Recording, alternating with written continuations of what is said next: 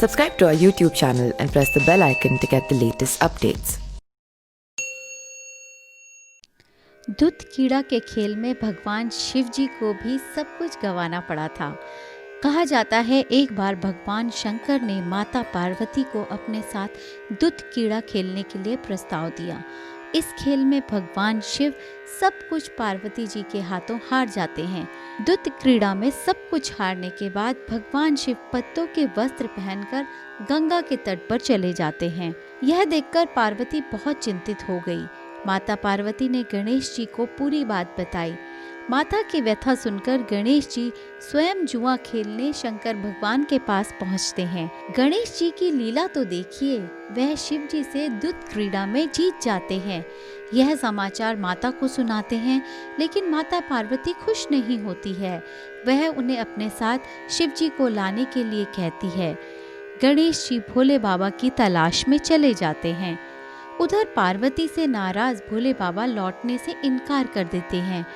भोलेनाथ की मदद के लिए उनके परम भक्त रावण ने बिल्ली का रूप धारण कर गणेश जी के वाहन मूषक को भगा देते हैं। अब भगवान विष्णु ने भोलेनाथ की इच्छा से पासा का रूप धारण कर लिया। शंकर जी ने गणेश जी से कहा, यदि पार्वती फिर से मेरे साथ जुआ खेलने के लिए राजी होती है तो मैं चलने के लिए तैयार हूँ। शिव जी के प्रस्ताव पर पार्वती हंस पड़ी और कहा कि अब जुआ खेलने के लिए आपके पास है क्या? यह सुनकर नारद जी ने अपनी वीणा आदि सामग्री शिव जी को दे दी।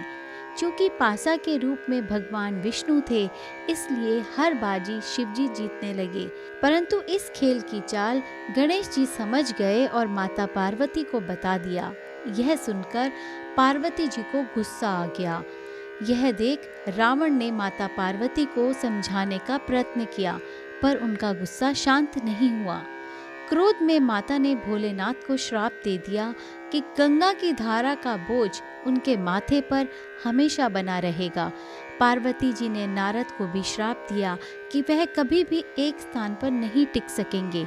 उन्होंने भगवान विष्णु को श्राप दिया कि रावण तुम्हारा शत्रु होगा और रावण का विनाश विष्णु के हाथों ही होगा। तथा कार्तिकेय को माता पार्वती ने कहा कि वह हमेशा बालक रूप में ही रहेंगे। यह जानकारी आप तक शैलजा ध्यानी द्वारा पहुंचाई गई। Subscribe to our YouTube channel and press the bell icon to get the latest updates.